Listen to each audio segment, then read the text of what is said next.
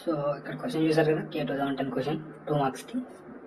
If 137 plus 276 is equal to 435, how much is 731 plus 672? So మీరు చూస్తే ఇది normal calculation కాదు, ఇది నార్మల్ ఎడిషన్ కాదు. సో ఇది ఏ టైప్ ఆఫ్ ఎడిషన్ అంటే ఆక్టల్ ఎడిషన్. ఆక్టల్ ఎడిషన్ ఇది ఎలా చేస్తారు అంటే, సి 137 ప్లస్ 276 డివైడెడ్ ఎడిషన్ కదా. సో చూడండి, 7 ప్లస్ 6 ఆక్టల్ అంటే 8 కదా. 7 ప్లస్ 6 అంటే 13. 13ని ఈ 8తో డివైడ్ చేస్తే మీకు వచ్చే రిమైండర్ 5. సో ఇక్కడ 5 రాయండి, ఇక్కడ 5 రాయండి, ఓకేనా. ఇక్కడ 5 రాశారు కదా. దీని యొక్క డివైస్ క్వశ్చన్ ఏంటిది? 8 టైమ్స్ ఆఫ్ 13, 8 1 8 8. ఇది రిమైండర్, ఇది కోషెంట్ కదా. ఈ కోషెంట్ని ఇక్కడ యాడ్ చేయండి, యాడ్ చేస్తారు కదా. So 7 plus 3 plus 1 10 plus 1 11. 11 అంటే ఏంటి? మళ్ళీ 11/8 is equal to remainder is equal to 3. Remainder 3 అయినప్పుడు కోషెంట్ చూడండి ఒకసారి, 1 8 3. మళ్ళీ కోషెంట్ ఈజ్ ఈక్వల్ టు 1. మళ్ళీ సేమ్ ఇక్కడ రిమైండర్ 3 వేసి కోషెంట్ ఇక్కడ 1 వేయండి. 4. బికాస్ ఇక్కడ డైరెక్ట్ 4 ఎందుకు రాసా అంటే, ఈ 4/8 అన్నప్పుడు నీకు రిమైండర్ 0, నీకు రిమైండర్ 0 అయ్యేదా నువ్వు రాసుకోవాలి.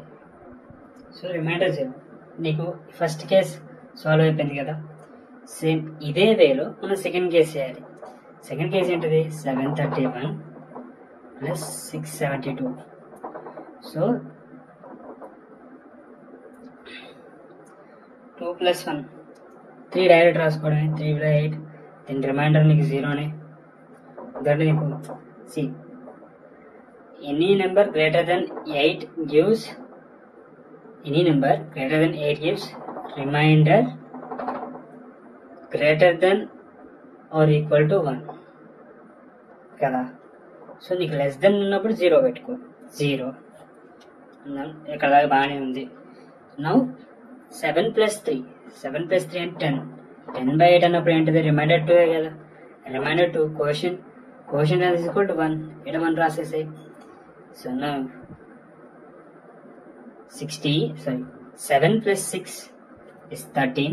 13 plus 1 is equal to 14. Again 14 divided by 8, that equals to remainder is equal to 6, quotient is equal to 1. Remainder 6, quotient 1. So నీకు ఇక్కడ డైరెక్ట్ 1 రాసుకోవచ్చు, ఎందుకంటే 1 divided by 8 as per the rule remainder is greater than 1 ఎప్పుడు ఉంటుంది? if the numerator is greater than or equal to 8.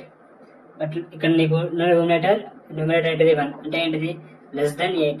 So direct ఇక్కడ ఈ 0 apply చేసుకొని ఇక్కడ 1 రాసేసుకోవచ్చు. 1 ప్లస్ 0 0నే కదా.